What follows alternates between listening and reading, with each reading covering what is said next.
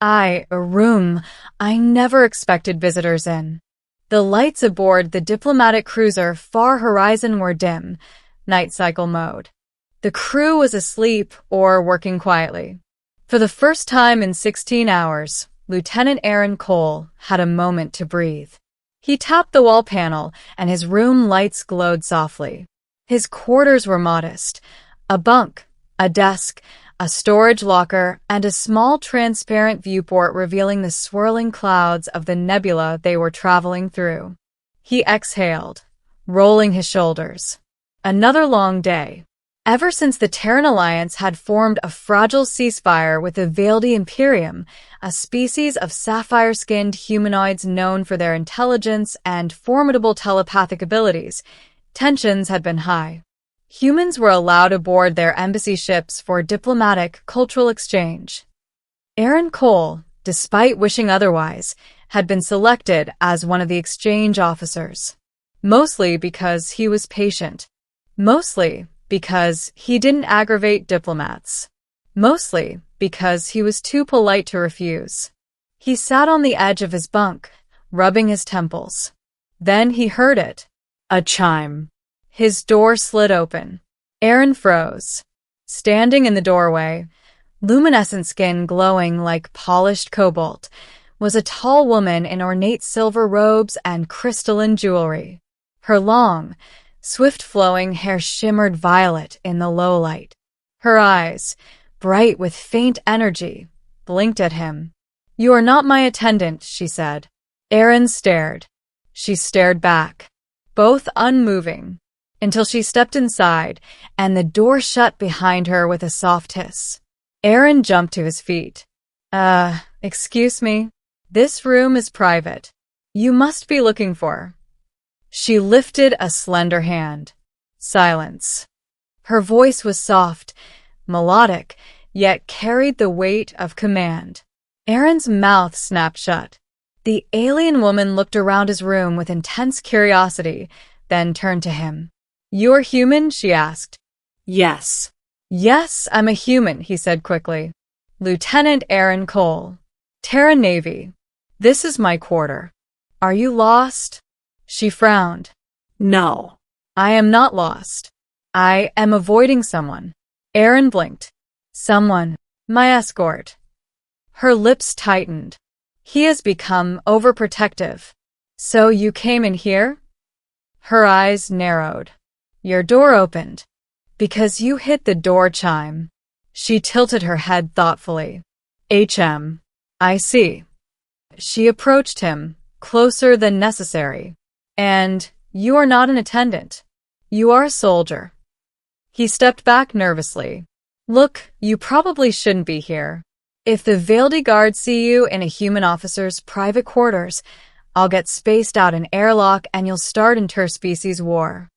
She blinked slowly. "Inaccurate. They do not execute for misunderstandings." She paused. "Not immediately." Aaron's stomach twisted. "Please," he said carefully, "just tell me your name." Her glowing eyes met his. "I am Princess Lira Veiltheris of the Serathii Empire." Aaron felt his breath leave him. "Princess. Princess." He tried not to faint. "You're your royalty?" "Yes." "And you came into my room by accident?" She sighed. "I told you. I was avoiding my escort." "Well, Your Highness," Aaron said, "you can't stay here." Lira crossed her arms. "I will." "No, you." "I said I will." Aaron stared. She stared harder. His panic rose. This was going to be a very long night. 2. The princess who did not leave. Princess Lira walked around the room as if she owned it. She inspected everything, his datapad, his bunk, his mug of half-finished tea. She sniffed it. Aaron winced. She set it down. "You humans process caffeine inefficiently," she said. Okay. "You have strange storage habits." She tapped his locker. "And chaotic folding technique." Aaron's face heated. "Hey." She lifted his uniform jacket with 2 fingers. This is wrinkled. Maybe don't judge my fashion while hiding in my room. She ignored him, instead stepping toward his viewport. Her luminous eyes widened as she stared at the nebula outside. It is beautiful, she said softly. Your ship chooses interesting routes. Eirenna sighed. Princess Lira, look, I'm honored, but you really need to return to your quarters. No. Why not? She turned to him slowly. Because I feel safer here. Eirenna froze. Safe? From what? She hesitated. Then, unbelievably, she walked to his bunk and sat down gracefully. Sit, she said. He didn't move. She patted the bunk beside her. Human. Sit. His obedience was not optional. He sat. She folded her hands in her lap. In the last 6 months, I have been targeted by 6 political factions. None successful, but persistent. Her voice stayed calm. Every Veildi with psychic training feels obligated to protect me, never allowing privacy, never allowing rest, never allowing independence. Eirenna offered gently. Her expression grew strained. Yes. She looked away, and for the first time, Eirenna saw something unmistakably human in her. Exhaustion. I only entered at random, she admitted. To hide. To breathe. Eirenna felt the tension in his shoulders loosen. Well, you're safe here, I guess. For now. She relaxed visibly. Thank you, Lieutenant. Eirenna, he corrected. Just call me Eirenna. She nodded. Eirenna. His name and her voice made his heartbeat skip. But he quickly composed himself. Princess. Serathii. Serathii. You can't stay all night. She looked directly into his eyes. I am refusing to leave. His stomach dropped. Why? Because you are the first person aboard this vessel, she said softly, who did not try to control me. Eirenna swallowed. Well, that doesn't mean I want to break interplanetary law. You worry too much. I'm a human. Worrying is part of the job. A faint smile tugged her lips. You amuse me. That's incredibly worrying. She tilted her head. You humans are excessively anxious. We're small and squishy. She laughed, a musical, airy sound that momentarily stole his breath. Perhaps, she said, that is why I prefer your company. Eirenna blinked. Prefer? You are the least threatening person aboard. She stood up. You may relax. I am staying here tonight. And with that, she walked to his bed, lay down, curled up, and closed her eyes. Eirenna stared at the ceiling. He whispered to himself, I'm going to die. 3. Embassy chaos. Eirenna didn't sleep. The princess did. For hours. Every moment, Eirenna expected guards to storm the hallway, accuse him of kidnapping, and blast him into atoms. But none came. She slept like someone who hadn't rested in years. Peaceful, breathing softly, glowing faintly in the dark. At 0600, she opened her eyes. You did not sleep, she observed. Nope. Why not? He waved an arm helplessly. You were in my bed. The princess of the Veildi Imperium. Hiding from security. In my room. She sat up, stretching gracefully. You worry excessively. I think I was supposed to. There was a chime at the door. Eirenna paled. She raised a finger to her lips. Say nothing. The door slid open. Her escort stood there, a towering Veildi warrior in sleek armor, his expression a mix of fury and panic. Your Highness, he gasped. We searched all night. Your disappearance caused diplomatic alarm. Serathii stood calmly. I was not lost. You vanished. I was taking personal time. The guard's face paled. Personal time in a human's quarters. She stepped protectively between Eirenna and the guard. Yes. Do you object? The guard opened and closed his mouth. And no, princess, but this is improper. Serathie's voice sharpened. What is improper is being followed every moment of my life like a fragile object. Eirenna tried not to shrink behind her. The guard swallowed hard. We must inform the council. You will say nothing.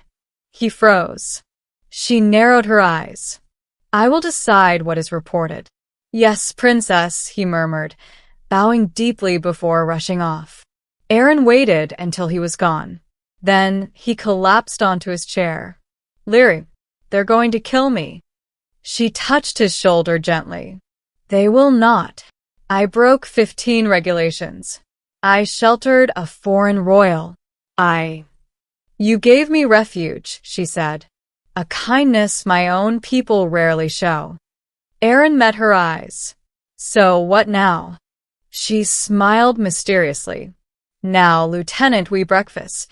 4. A princess with questions. The Veiled dining hall was a shimmering place of crystal towers, bioluminescent lights, and silent diplomats who whispered behind their cups. As Eirenna walked beside Serathii, he felt 100 eyes on him. She didn't seem to care. They sat at a private table.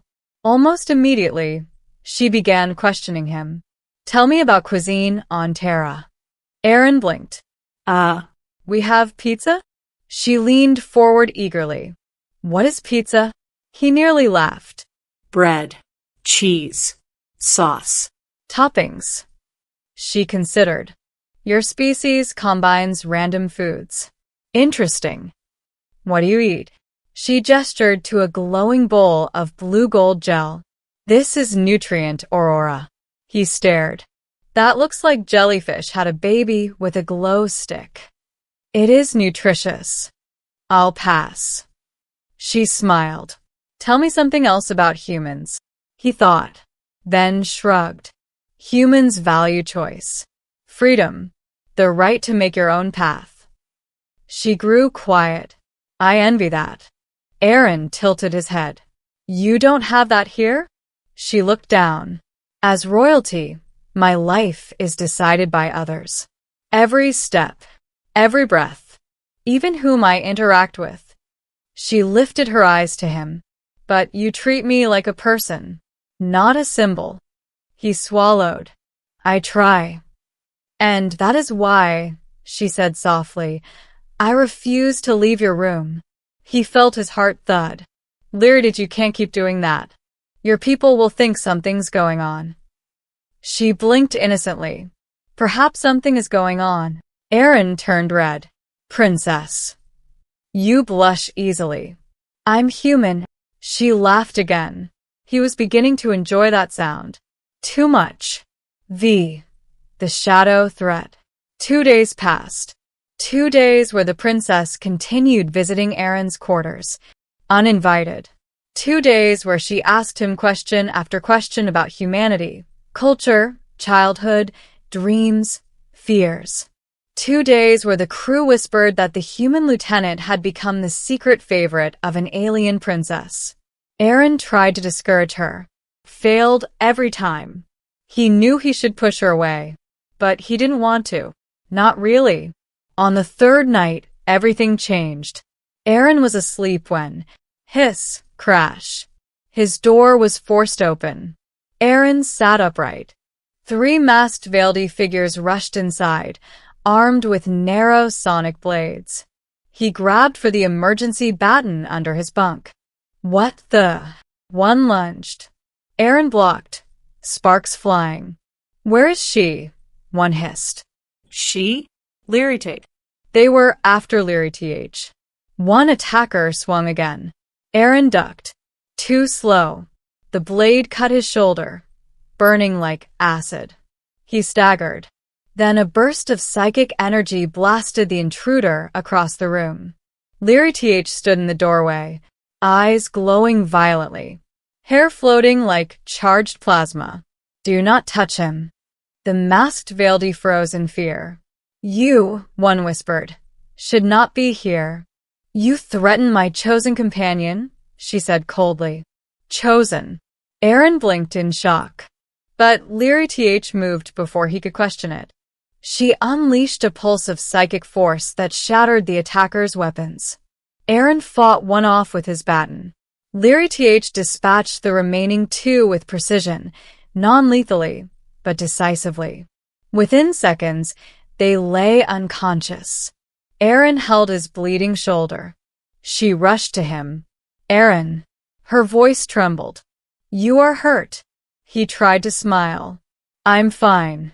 What was all that? She took a shaky breath. There is a faction within my people who wish to control me. They learned I spend time with you. They thought you a weak link. So they tried to kill me. Her eyes tightened. I will not allow that. Aaron stared at her glowing face. You protected me. She cupped his cheek gently. I will always protect you. His heart stopped, then raced. And Serathii, princess of an entire galactic empire, looked at him as if he were the only human in the universe. 6. The truth between them. Security removed the attackers. Diplomats panicked. The ship went into lockdown. But behind closed doors, Serathii sat beside Aaron in the infirmary, refusing to leave. The medic raised a brow. She's royalty. I'm not forcing her out, he muttered before leaving them alone. Aaron sat quietly as Serathii pressed a glowing patch to his wound, her hands trembling. You could have died, she whispered. But I didn't. Because I arrived in time. He met her eyes. Why were you coming to my room again? She bit her lip. I told you before. I feel safe with you. He inhaled shakily. Lyric, why me? She closed her eyes, then opened them, filled with a tender intensity. In Veildi culture, we experience telepathic resonance, rare, powerful. It occurs only with someone whose spirit aligns with our own. She placed a hand over his heart. When I first entered your quarters, I felt it. Aaron stared. Resonance. Yes. She nodded slowly. A bond. He swallowed. Lyric, that sounds like more than friendship. It is. He felt warmth in his chest. You're saying you chose me? She nodded. I choose you. His breath caught. No human had ever received such an honor. But beneath the wonder was fear. Your people won't accept this. Let them try. Lyric, this could start war. She squeezed his hands. Or peace. True peace. Between our species. He held her gaze. And you're certain? About me? Her smile was soft, luminous. Aaron Cole, I refuse to leave your room because I did not want to leave you. He exhaled slowly. Then I choose you too. Her eyes glowed brighter. A single tear fell, sparkling like starlight. It landed on his hand and shimmered before fading. A Veildi sign of trust. Connection. Bond. 7. Council uprising. The Veildi High Council demanded an emergency meeting. Aaron and Serathii were summoned to the crystalline chambers, towering halls filled with telepathic observers and suspicious diplomats. As they entered, murmurs erupted. A human. The princess endangers the lineage.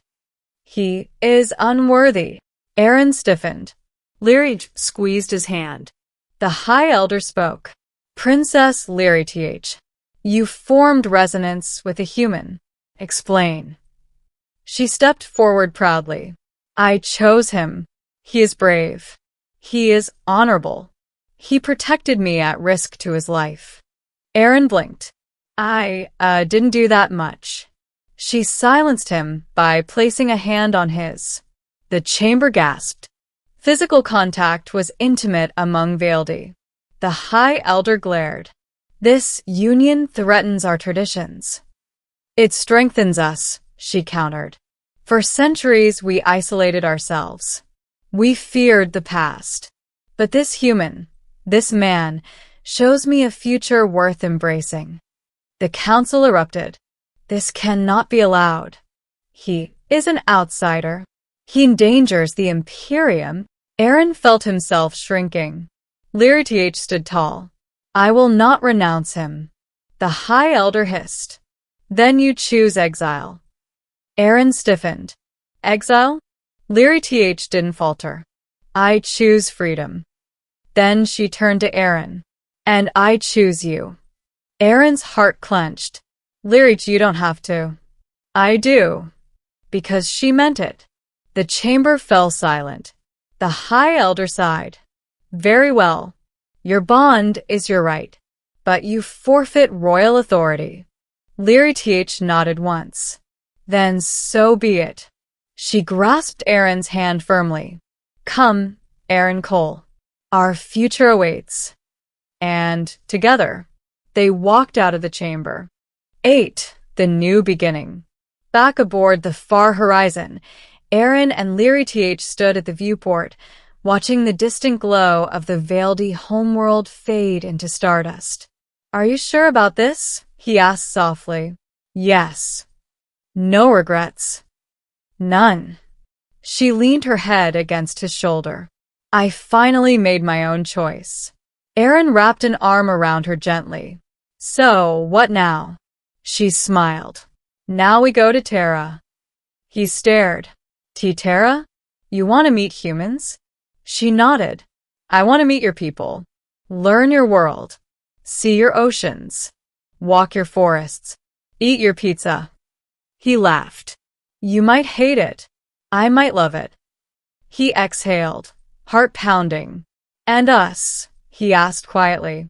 She looked up at him with luminous eyes. You and I begin our resonance. Together. He swallowed. I've never had anything like this before. She touched his cheek. Neither have I. They stood in silence, hands intertwined, as the ship drifted toward a new life neither had expected, but both had chosen. A human lieutenant, an alien princess, bound not by duty, but by something far more powerful. Choice. Freedom, and a connection that defied an empire.